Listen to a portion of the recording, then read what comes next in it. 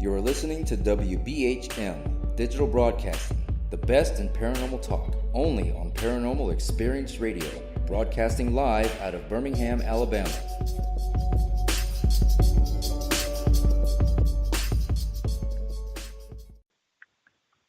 Welcome back to the Paranormal Pride. I'm here with Josh Hurd out from Malvern Manor in lovely Malvern, Iowa. If you haven't heard of the place, you need to look it up on the internet. You will. If you're into haunted locations, this is one of the places you need to go. If you're looking for something spooky to read, find him on Amazon, or you can find him out there on joshhurd.net and get his books. Do you autograph those books before you send them out, Josh? I actually don't, not those. Those go whenever they get an order or whatever online. The company itself just ships them right out. So I've kind of taken myself out of the whole thing. But yeah, people show up with books and I'll gladly sign it. No problem. Actually, Josh will sign anything that you bring him. He'll sign your arm, your shirt. He really likes it when he gets to sign boobs. So that is like, I don't think it's ever happened. It almost did. I talked somebody out of it at one of the paranormal conferences we were at. No way. Yes. She goes, "Do you think he'll sign my boob?" And I go, "Probably, but I don't think you should do that." That is oh my God, that's funny. I told him. I think I would remember that. Well, because like I said, I talked him out of it before, but mostly because I said, I don't think his wife would really like to hear that story. It's probably true. So, but you have enough weird stories that you didn't need any extra weird stories, I didn't think. That's a good point. Josh, people don't know this, but Josh has groupies. So I don't even know it. Do I have groupies? Yes, you do. I didn't even realize this. Yeah, there are people that I know that flock whenever you come around. That's why that's so cool. You did so good last weekend. That is so cool. So I didn't even realize. Yes, you have groupies. Ron's one. He raised his hand. So. That's great. That is great. Well, you know Richard Rose is too. He's one of your groupies. Oh, I love me some Rick. Well, and that's the thing. I really miss not being able to see Rick because the last few times he's been in town, I haven't been able to see him. And during the Kansas City Paracon, we went to Mattoon to the spook show, and we had a really good time out there.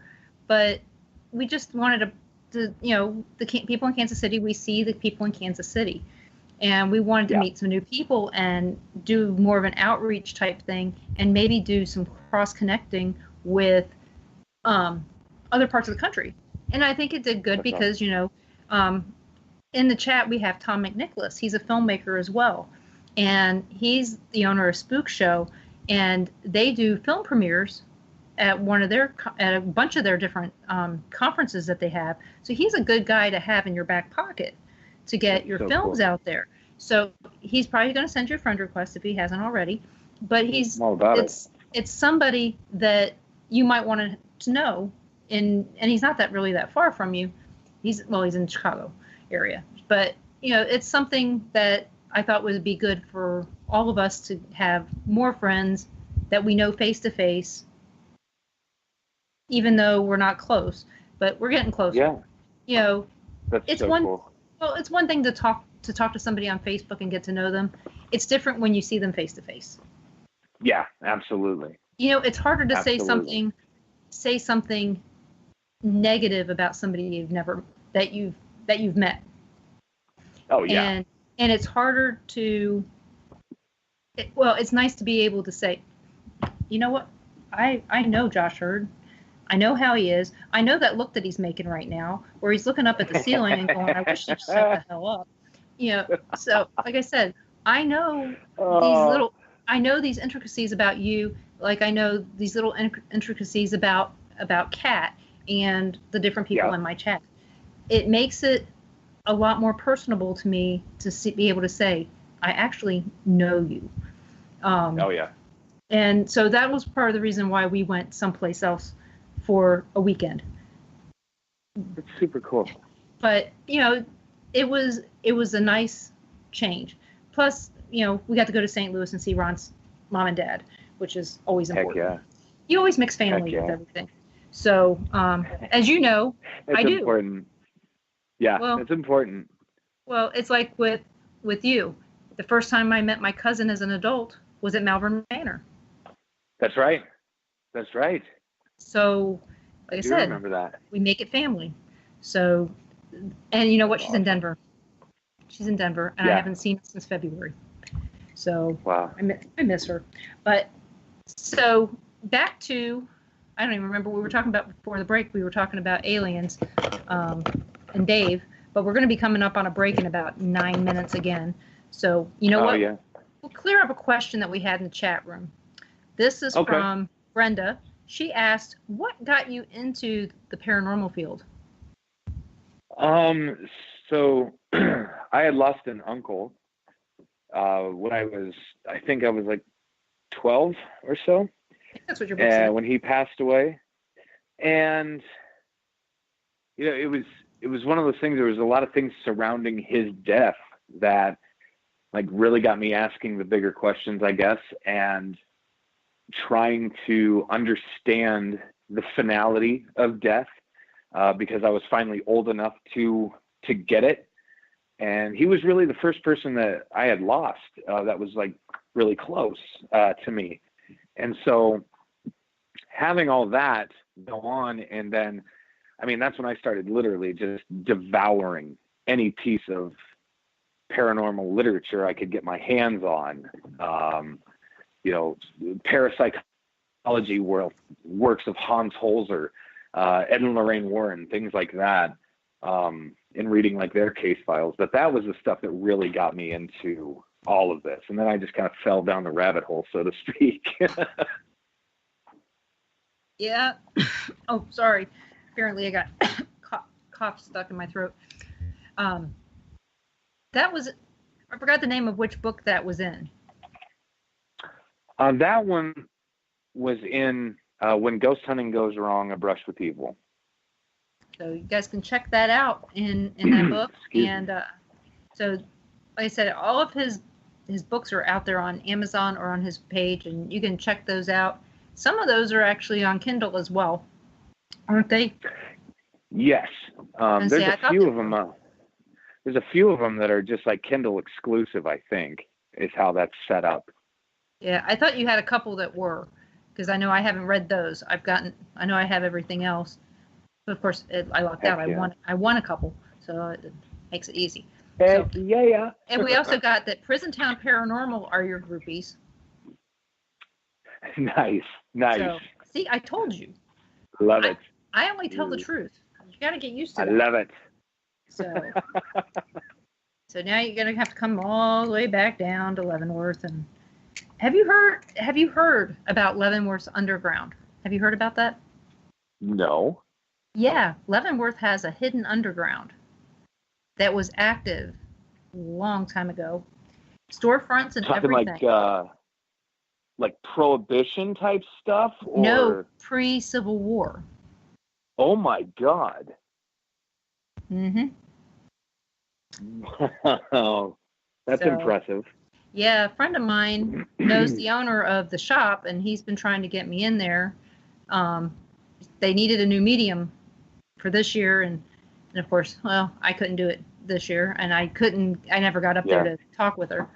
And but there's a video you can find out there called it's on the same one as Atchison's on. It's called Plains, Plains, Spirits. Mm-hmm. And it's just spelled like spirits.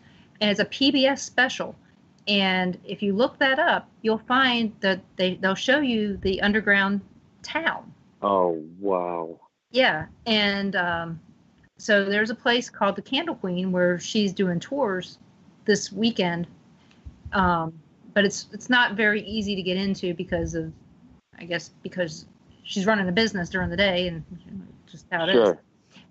Yeah. But they talk about it on that Plain Spirits, but they also talk about what used to be called the River House and used to be called the Pepper Mill there in Atchison. Yep.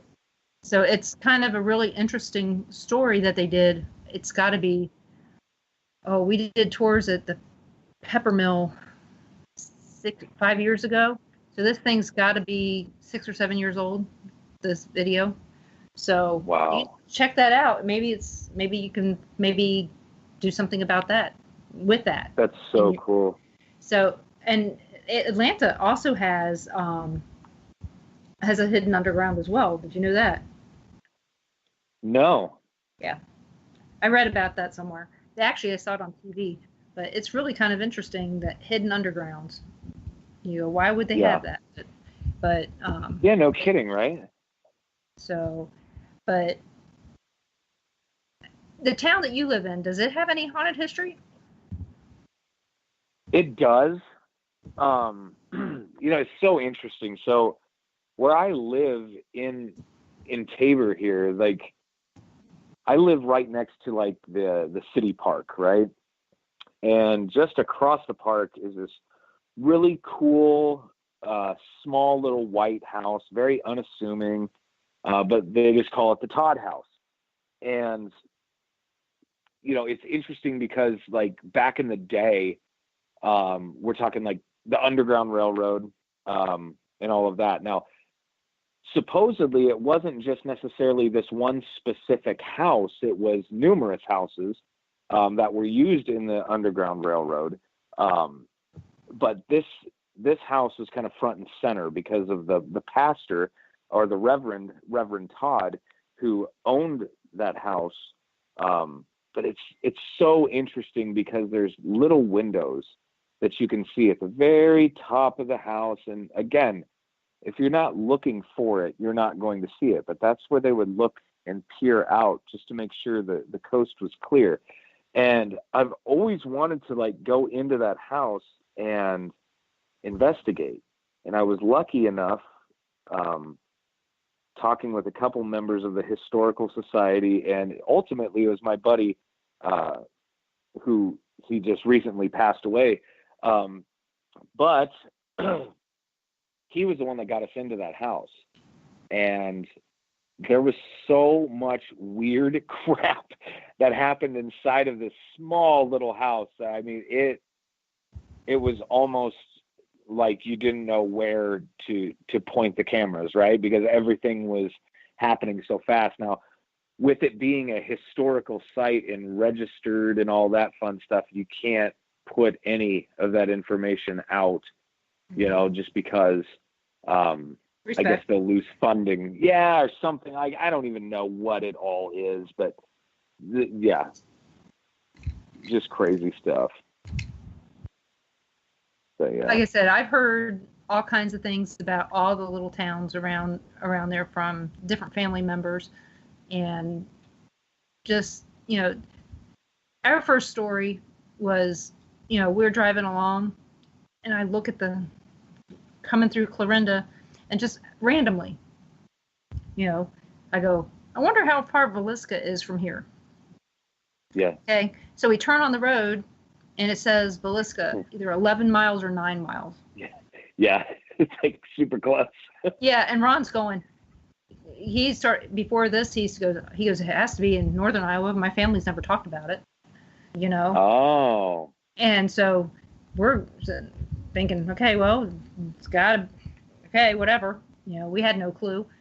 And so we get up there and we drive down, and, I pull up the GPS on my little BlackBerry phone, which we all know that's really old. and we find the house, and I take a picture. Yeah. Yeah. We're going to come back after this break, and I'm going to tell you what happened with his family. So everybody, this is going to be a 5-minute break. I hope everybody can go do what you got to do. Come back. We are going to be talking more to Josh Hurd, and we're going to be talking more about everything under the sun that he wants to talk about. We're here on WBHM